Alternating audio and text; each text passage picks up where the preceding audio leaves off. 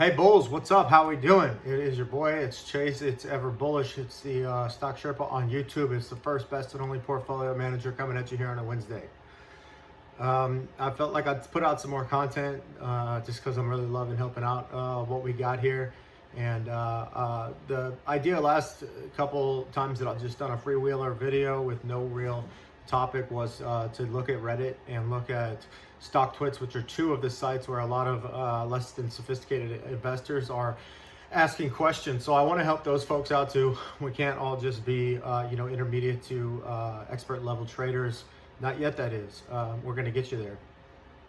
But anyway, man, it's what we're going to do today is I answered a question to a gentleman on a message board about what do you do for long-term holds? What do you consider long-term holds? We've talked about this before. To me, a long-term hold is actually 6 months to a year, and I manage around it if I'm wrong. I think that's the way everybody should do it. But I'm just going to give away a simple and top-notch stock that I absolutely love, and it's a company. It works out well. I didn't even mean to do this, but I thought about it when I sat down from my last video and showed you my All About Options book.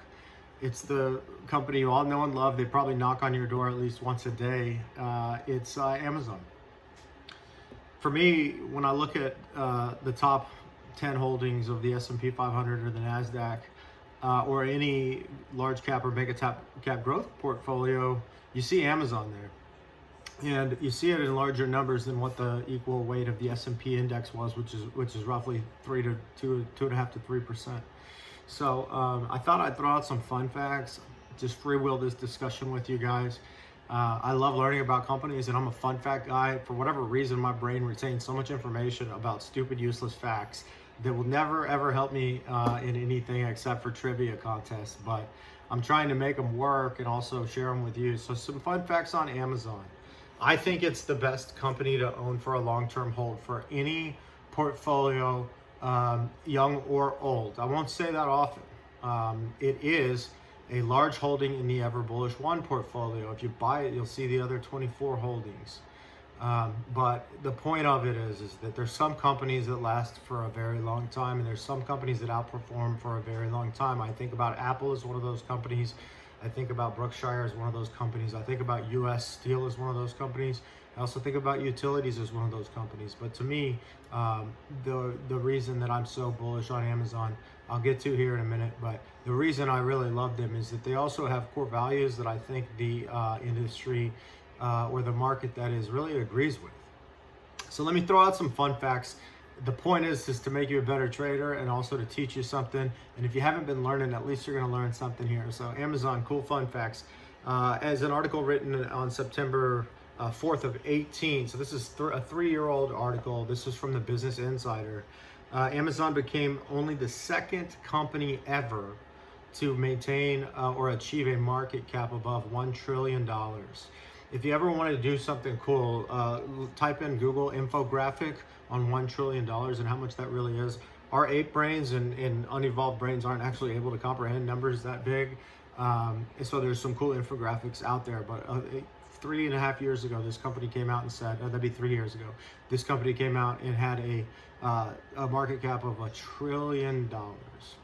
And the reason I like that, and as that pertains to trading, is a company that big is going to get very, very preferential treatment from governments, from our government and other governments. They're as big as the government if you think about their influence. They could actually probably shut it down if they just stop some of their contracts with them. So it's kind of like being mobbed up. It's kind of like having the judge as your neighbor. It's a competitive advantage that they don't write about in economics books. But I'm here to tell you that's a super bullish indicator. And the first company was Apple, and they only did it in like 1 month before that. So I think it was like August or 2-3 months before that. It was August of the same year, which is another great long-term hold. I'm a little less bullish on them than I am as Amazon, because Apple gets a lot into political party lines a bit in the way that they market, and I do think that rubs off a lot of money from coming towards them. And I think that just try to stay out of politics in all your trading if you can. And they have to do what they have to do. I love that they go after what they believe in. but I don't want it to affect my pocketbook. Here we go. Before powerhouse search engine Google had its Street View, Amazon launched a search engine in 2004 called A9. I didn't know this. It started as a project called Blockview. Blockview was a visual yellow pages that allowed users to see the street view of addresses and directions to their destinations. They ended up selling this off later. It doesn't say who. So here's another piece. What do we love about big companies? What do we love about our companies to have, I should say? I want my companies to be innovative, and I want my companies to be forward-looking. They beat Google to the punch on Street View, which is pretty much the reason people go to Google now. Not the only reason, of course, but if you're going to, it even comes up on my business. You know, I'm in a house right now on the lake here. Like it says that. So, you know, incredible, almost incalculable value add, and they were there in 2004. Tom Brady only had 2 Super Bowls at that point. That was a sports reference, obviously, for all my Bulls out there, but I don't know why that came up. Amazon Smile, this is really cool. Amazon Smile allows you to donate a certain percentage of the savings that you get of the purchase price, which is, I think right now it says 0.5%, so 1/2 of your purchase price. It'll donate that to products that are eligible, and it'll donate that to the charity of your choosing. So obviously they're getting some tax incentive of doing this, but they're also getting some goodwill for you to do this. And sometimes it's enough to get it off the hump. If you're a Wounded Warriors guy and you're like, man, I'm gonna buy this this iPad Pro, you know, here in the Logitech case, and I'm gonna decide to either purchase that, or I could save $20 by going down to Best Buy. But if I do it here, it'll send $24 to the Wounded Warrior Foundation for me. That's dope, right? So those values are things that resonate with people. It also is a sales tag. It gets you off the fence, and it also differentiates you from competitors. A lot of people are willing to pay more for products that they don't necessarily have to shop discount prices, because you're making them feel good through the altruism or the false altruism of and making it easy for them to donate to charities that they like and causes that they support. It's awesome. Amazon Go is a high-tech supermarket which allows buyers and shoppers to buy groceries and never have to wait in line. These are cool. I've never seen one. Holler at me in the comments if you have. I'd like to go travel and check one out. But y'all may have heard of this. Amazon Go supermarkets. It's almost like a Whole Foods. You go inside, you just put things in your basket, you walk out the front door, and it charges it to your Amazon account. There's no cashiers. And then obviously the stocking is a lot easier to maintain and manage because it's in real time. So I just think that's the coolest thing. I think that's the wave of the future. This says it uses the same technology or similar technologies in high-tech camera surveillance as LiDAR. Or I shouldn't say LiDAR, but autonomous driving vehicles. So that's really cool. They employ, and this is as of 2018. No, it's not. I'm sorry. This one's current. They employ 563,000 people, 500,000 people around the globe, and that's more than Google, Facebook, and Alibaba combined. So making an impact on the world. I'm not trying to cheese you guys. I'm not trying to get corny, but that's a really just all incentives are good there, right? You're employing other people, you're bringing commerce to the countries, but then also on the back end, what does it mean for me? It means that the politicians, it means that the kings, it means that the prime ministers, it means that the distribution companies and the supply chain are all going to be lenient towards you because you're doing so much for them. You know, all about investing is all about incentives. All about trading is incentives, and it's also knowing what motivates people. This is what motivates people. It was originally named Abracadabra, or actually it was originally named Cadabra. I think that's a cool name. I think it would have caught on, but they decided on Amazon.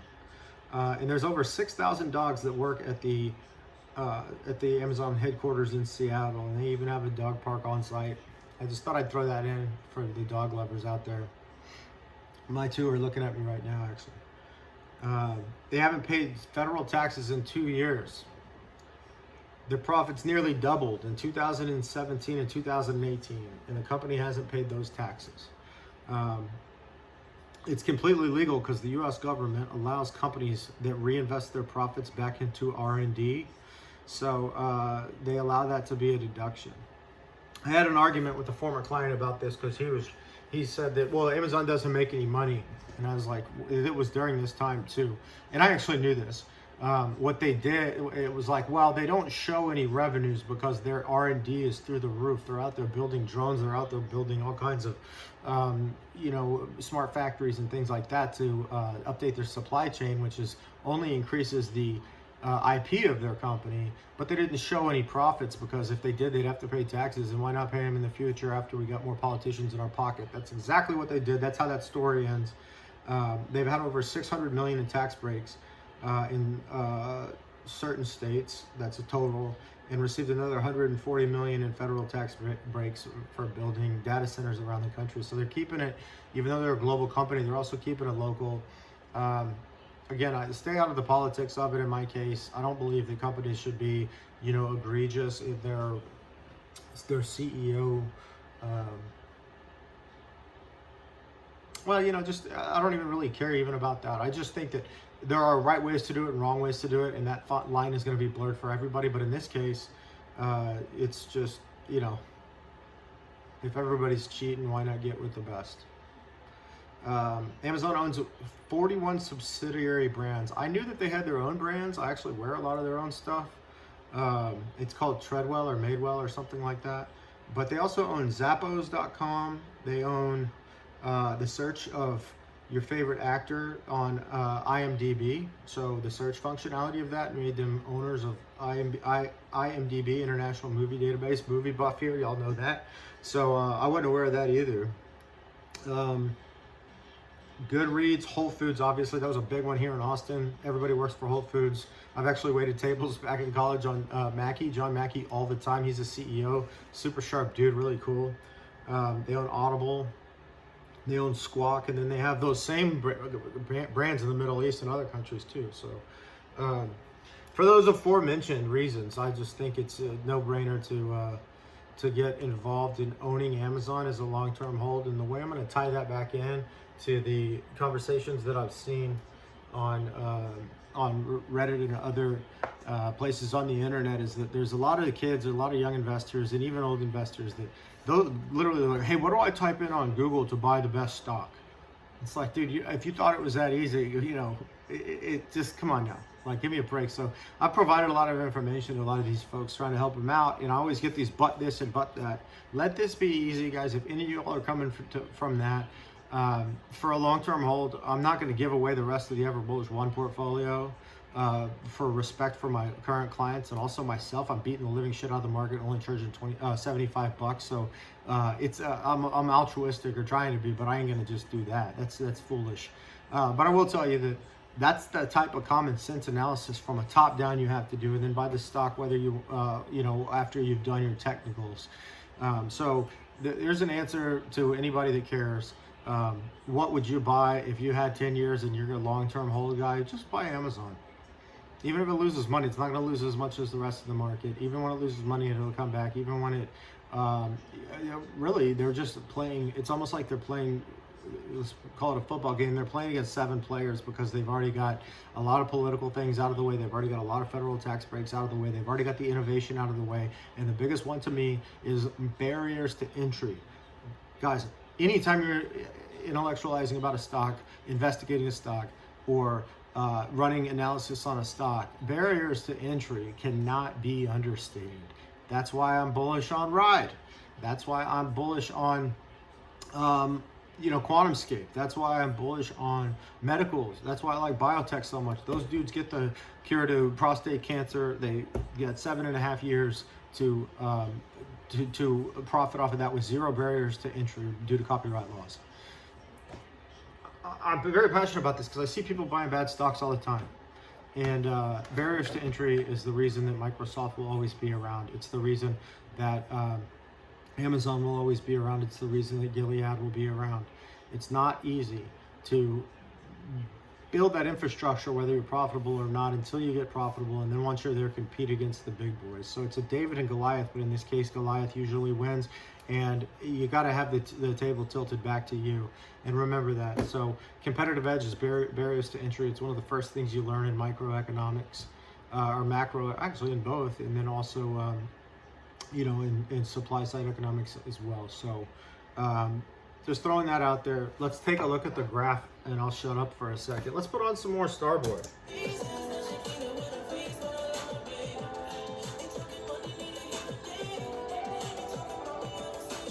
All right, there she is. Okay, we're gonna do some zooming here. We're gonna change the angle just a tad. All right. So something that I do a lot of the times when I'm already sold on a stock is I'm going to just change this to, we're going to go look at the 5-year. No, let's look at the 10-year. So I'm going to slap 10-year down here. If you're in, this is Fidelity Streaming, by the way. This is the 10-year chart. Really easy to see. You can zoom in wherever you want. You can change the time horizons and whatnot. So let's compare that to the S&P 500. Just click on compare right here. We're going to go to S&P. This is Amazon. This is the S&P 500. This is why I shit on index funds all the time. All it takes is a little bit of common sense and not listening to what your dumbass advisor has to say. All right, now let's throw in the NASI. So we all know that NASDAQ has more tech stocks, and actually Amazon is a huge component of it. All right, so the NASI is, over the last 10 years, we're going to say S&P is up 204%. The NASDAQ is up 380%. Amazon is up 1,516%, right? Let's just look over the last 1 year. So now I'm just clicking on 1 year down here. Now it's lagging a little bit. So Amazon over the last 1 year is at 31. The S&P is at 40, and the NASDAQ is at 43. That's a negative correlation that I'm going to exploit. A big reason for that is the interest rate fodder. You'll actually see just 1 month ago on the chart here, just 1 month ago, they'd all caught up to each other. And then what happened over the last month? That was at on the 2nd of, actually the 1st of May. The 1st of May we had a sell-off from positive 43% to positive 31%. Here, let me give you that to you. I'm giving you the golden ticket. Buy the damn stock if you're a long-term or mid-term holder. It's that easy. Don't make it harder than it has to be.